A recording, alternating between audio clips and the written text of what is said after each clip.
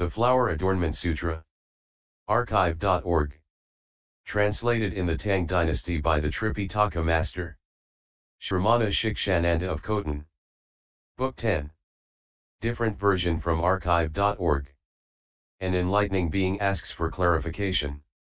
Then the enlightening being Manjushri asked the enlightening being chief of the awakened, since the nature of mind is one, what is the reason for seeing the existence of various differences, such as going to good or bad tendencies, having complete or imperfect faculties, differences in birth, beauty and ugliness, pain and pleasure, suffering and happiness? Why is it that activity doesn't know mind, mind doesn't know activity, reception doesn't know consequence, consequence doesn't know reception, mind doesn't know reception, reception doesn't know mind, cause doesn't know condition, condition doesn't know cause, knowledge doesn't know object, object doesn't know knowledge? Chief of the awakened answered in verse, saying, Benevolent One, you ask the meaning of this to awaken all the ignorant. I will answer according to the essence. Listen clearly, Benevolent One. Phenomena have no function and have no individual nature, therefore all of them do not know one another. Like the waters in a river, their rushing flow races past, each unaware of the others, so it is with all things. It's also like a mass of fire, blazing flames shoot up at once, each not knowing the others. Phenomena are also thus. Also like a continuous wind fanning and drumming whatever it hits, each unaware of the other, so also are all things. Also like the various levels of earth, each based on another, yet unaware of the others, thus are all phenomena. Eye, ear, nose, tongue, body, mind, intellect, the faculties of sense, by these one always revolves, yet there is no one, nothing that revolves. The nature of things is fundamentally birthless, yet they appear to have birth, herein there is no revealer, and nothing that's revealed. Eye, ear, nose, tongue, body, mind, intellect, the faculties of sense, all are void and essenceless, the deluded mind conceives them to exist. Seen as they truly are, all are without inherent nature. The eye of reality is not conceptual, this seeing is not false, real or unreal, false or not false, mundane or transmundane, there's nothing but descriptions. Then Manjushri asked chief in riches of truth, since all sentient beings are not sentient beings, why does the Buddha appear in their midst for their sake and teach them according to the time, according to their lives, according to their species, according to their actions, according to their understandings, according to their philosophies, according to their inclinations, according to their expedients, according to their thoughts, according to their observations? Chief in riches answered him in verse, this is the realm of the learned who delight in ultimate peace. I will explain for you, now please listen clearly. Analyze the body within, who herein is the self. Who can understand this way will comprehend the existence or not of the self. This body is a temporary setup and has no place of abode, who understands this body will have no attachment to it. Considering the body carefully, everything will be clearly seen, knowing all the elements are unreal. One will not create mental fabrications. Based on whom does life arise, and based on whom does it disappear? Like a turning wheel of fire, its beginning and end can't be known. The wise can observe with insight the impermanence of all existence, all things are empty and selfless, forever apart from all signs. All consequences are born from actions, like dreams, they're not truly real. From moment to moment they continually die away. The same as before and after. Of all things seen in the world only mind is the host, by grasping forms according to interpretation it becomes deluded, not true to reality. All philosophies in the world are mental fabrications, there has never been a single doctrine by which one could enter the true essence of things. An enlightening being asks jar clarification by the power of perceiver and perceived all kinds of things are born, they soon pass away, not staying. dying out instant to instant. Then Manjushri asked Chief of the Precious, all sentient beings equally have four gross physical elements, with no self and nothing pertaining to self, how come there is the experience of pain and pleasure, beauty and ugliness, internal and external goodness, little sensation and much sensation? Why do some experience consequences in the present, and some in the future? And all this while there is no good or bad in the realm of reality. Chief of the Precious answered in verse, according to what deeds are done do their resulting consequences come to be, yet the doer has no existence, this is the Buddha's teaching. Like a clear mirror. According to what comes before it, reflecting forms, each different. So is the nature of actions. And like a skillful magician standing at a crossroads causing many forms to appear. So is the nature of actions. Like a mechanical robot able to utter various sounds, neither self nor not self, so is the nature of actions. And like different species of birds all emerging from eggs. Yet their voice is not the same, so is the nature of actions. Just as in the womb all organs are developed, their substance and features coming from nowhere, so is the nature of actions. Also like being in hell, the various painful things all come from nowhere, so is the nature of actions. So like the sovereign king with 7 supreme treasures, their provenance cannot be found, so is the nature of actions. And as when the various worlds are burnt by a great conflagration, this fire comes from nowhere, so does the nature of actions.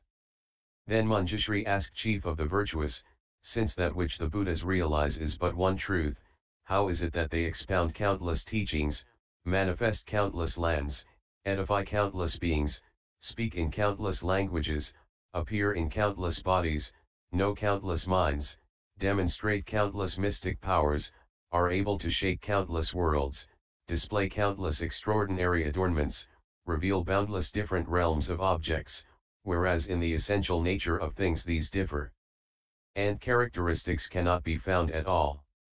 Chief of the Virtuous answered in verse, the meaning of what you ask is deep and hard to fathom. The wise are able to know it, always delighting in Buddha's virtues. Just as the nature of earth is one while beings each live separately, and the earth has no thought of oneness or difference, so is the truth of all Buddhas. Just as the nature of fire is one, while able to burn all things and the flames make no distinction, so is the truth of all Buddhas. Just as the ocean is one with millions of different waves yet the water is no different, so is the truth of all Buddhas. All enlightening being asks for clarification, and as the nature of wind is one while able to blow on all things and wind has no thought of oneness or difference, so is the truth of all Buddhas. Also like great thunderheads raining all over the earth, the raindrops make no distinctions, so is the truth of all Buddhas. Just as the clement earth, while one, can produce various sprouts, yet it's not that the earth is diverse, so is the truth of all Buddhas. Just as the sun without clouds overcast shines throughout the 10 directions, its light beams having no difference, so is the truth of all Buddhas. And just as the moon in the sky is seen by all in the world yet the moon doesn't go to them, so is the truth of all Buddhas. Just as the king of the gods appears throughout the universe yet his body has no change, so is the truth of all Buddhas. Then Manjushri asked the enlightening being, Chief in vision, Buddhas as fields of blessings are one and the same to all, how is it that when sentient beings give alms to them, the resulting rewards are not the same, various forms, various families, various faculties, various property, various masters, various followers, various official positions, various virtuous qualities, various kinds of knowledge, and yet the Buddhas are impartial toward them, not thinking of them as different. Chief in vision answered in verse, just as the earth is one yet produces sprouts according to the seeds without partiality toward any of them, so is the Buddha's field of blessings. And just as water is uniform yet differs in shape according to the vessel, so is the Buddha's field of blessings, it differs only due to beings' minds. And just as a skilled magician can make people happy, so can the Buddha's field of blessings cause sentient beings joy. As a king with wealth and knowledge can bring gladness to the masses, so can Buddha's field of blessings bring peace and happiness to all. Like a clear mirror reflecting images according to the forms, so from Buddha's field of blessings rewards are obtained according to one's heart. Like a panacea which can cure all poisoning, so does Buddha's field of blessings annihilate all afflictions. And just as when the sun comes up it illuminates the world, thus does Buddha's field of blessings clear away all darkness. Like the clear full moon shining over the earth, so is Buddha's field of blessings equal in all places. Just as a great conflagration can burn up all things, so does Buddha's field of blessings burn up all fabrication. Just as a violent wind can cause the earth to tremble, so does Buddha's field of blessings move all living beings. Then Manjushri asked Chief in effort, the Buddha's teaching is one, which all beings can see, why don't they all immediately cut off all the bonds of afflictions and win emancipation? Furthermore, in their clusters of material form, clusters of sensation, conception, coordination activity, and consciousness, the realms of desire, form and formlessness, as well as ignorance and craving, they are no different. This is the Buddha's teaching. Why is it of benefit to some and not to others? Chief in effort answered in verse, listen well and clearly and I will answer truly. Some are quickly freed, and some can hardly escape. If one wishes to eliminate the countless faults and ills, one should work with diligence on the Buddha teaching. For example, a little bit of fire moisture in the kindling will extinguish, so it is with those who are lazy about the Buddha teaching. Just as when you drill for fire and stop before the fire appears the heat will immediately disappear, so it is with the indolent. When a man with a magnifying glass doesn't focus the sun's rays on anything, fire can never be obtained, so it is with the lazy. Like when the dazzling sun shines a child shuts its eyes and complains, why can't I see? So too are the lazy like this. Like a man lacking hands and feet wanting to shoot all over the earth with arrows made of reeds, so too are the lazy ones. Like using a single hair to take the ocean water trying to drain the ocean, so also are the slothful. Like when the campfire flares trying to put it out with a little water, so are those who are lazy about the Buddha's teaching. Like someone who sees space while sitting still, unmoving, and says he is traveling through it, so is the lazy one. Then Manjushri asked Chief in doctrine, according to what the Buddha says, if any sentient beings accept and hold the true teaching, they can cut off all afflictions. Why then are there those who accept and hold the true teaching and yet do not cut off afflictions, who go along with anger and resentment, go along with jealousy and stinginess, go along with deception and flattery, compelled by the power of these things, having no will to detach from them? If they are able to accept and hold the true teaching, why then do they still produce afflictions in their mental actions? Chief in doctrine answered in verse, listen well and clearly to the true meaning of what you ask. It is not only by much learning that one can enter the Buddha's teaching. Like a man floating in water who dies of thirst, afraid of drowning, so are those who are learned who do not apply the teaching. Like a person skilled in medicine who can't cure his own disease, so are those who are learned but do not apply the teaching. Like someone counting others' treasures without half a coin of his own, so is the one who is learned who doesn't practice the teaching. Like one who's born in a royal palace yet who freezes and starves, so are those who are learned but do not practice the teaching. Like a deaf musician who pleases others, not hearing himself, so is the one who is learned who does not apply the teaching. Like a blind embroiderer who shows others but cannot see, so are those who are learned but do not practice the teaching. Like a ship's captain who dies at sea, so are those who are learned but do not apply the teaching. Like someone on a corner saying all kinds of fine things, while having no real inner virtue, so are those who don't practice.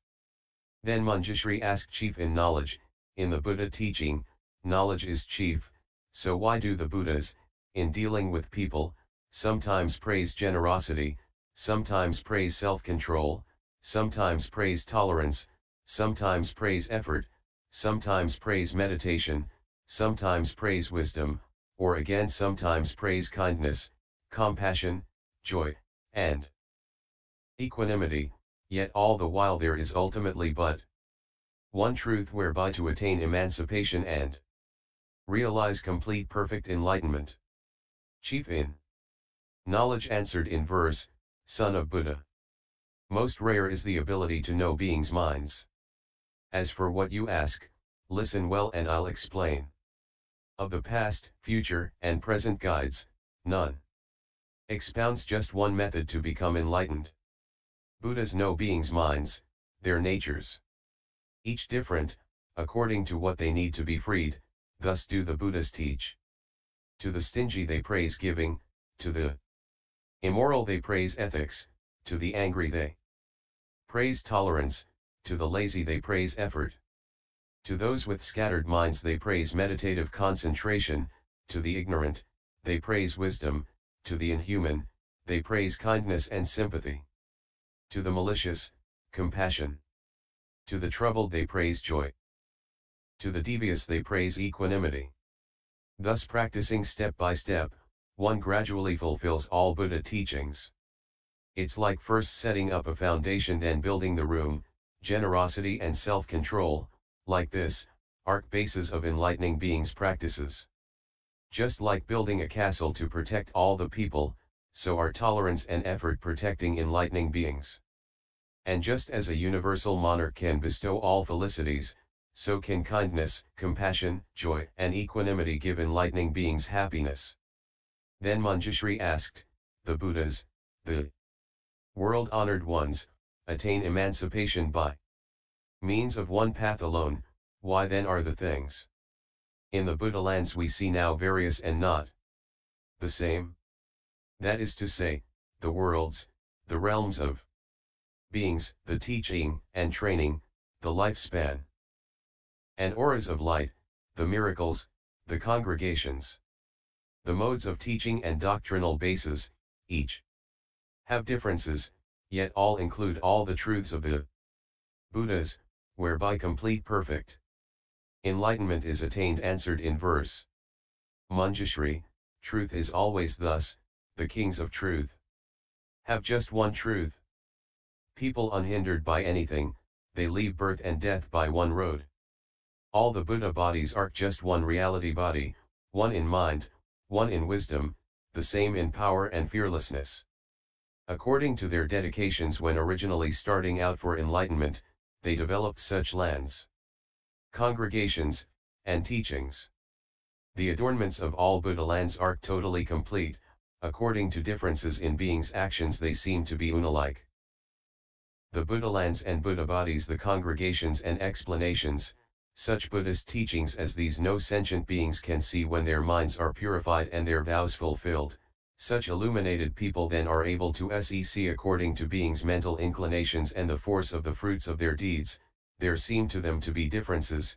This is due to Buddha's mystic powers. Buddha lands have no discrimination, no hatred, and no attachment, but according to beings' minds they seem to have differences. Because of this, in the worlds what is seen is different. This is not the fault of the enlightened sages in all worlds. Those who are fit to receive the teaching always see the hero of humanity, such is the Buddha's teaching. Then these enlightening beings said to Manjushri, Son of Buddha, we have each spoken of our understanding. We ask you, benevolent one, to use your wonderful powers of elucidation to expound the realm of the enlightened. What is the sphere of the Buddhas? What are the causal bases of the sphere of the Buddhas? What are the methods of liberation in the sphere of the Buddhas? What are the entries into the states of the Buddhas? What is the wisdom in the realm of the Buddhas? What are the laws of the realm of the Buddhas? What are the explanations of the states of the Buddhas? What is the knowledge of the sphere of the Buddhas? What is the realization of the realm of the Buddhas? What are the manifestations of the states of the Buddhas? What is the extent of the sphere of the Buddhas? Manjushri answered in verse, the profound realm of the Buddhas is equal in extent to space. All beings enter it, yet really nothing's entered. The sublime causes of the Buddha's profound states could not be fully told in a billion eons of talk. According to beings' minds and wisdom, Buddhas lead them on and aid them, This is the realm of the Buddhas, liberating beings this way. Able to enter all lands in the world. The body of knowledge is formless and cannot be seen by others. The Buddha's knowledge is free, unhindered in all times. This realm to wisdom is equanimous as space. The realms of beings of the cosmos ultimately have no distinction, thoroughly knowing all of them is the sphere of the enlightened ones. All languages and sounds there are in the world's Buddha's knowledge can comprehend without discrimination. Not perceptible to sense consciousness and not the sphere of mind, its nature fundamentally pure, Buddha's knowledge teaches living beings. Not action, not affliction, with no thing and no abode, no looking and no object, their realizations equanimous throughout the world. The minds of all sentient beings in the past, present, and future, the enlightened, in one instant, can thoroughly comprehend. Then all the differences in state, activity, realm, body, faculties, birth, results of keeping precepts, results of breaking precepts, and in resulting lands of all sentient beings in this world endurance, by the Buddha's spiritual power all became clearly manifest. In the same way all these various differences of all sentient beings in the infinite worlds throughout the space of the cosmos in all directions were all clearly revealed by the Buddha's mystic power. End chapter 10.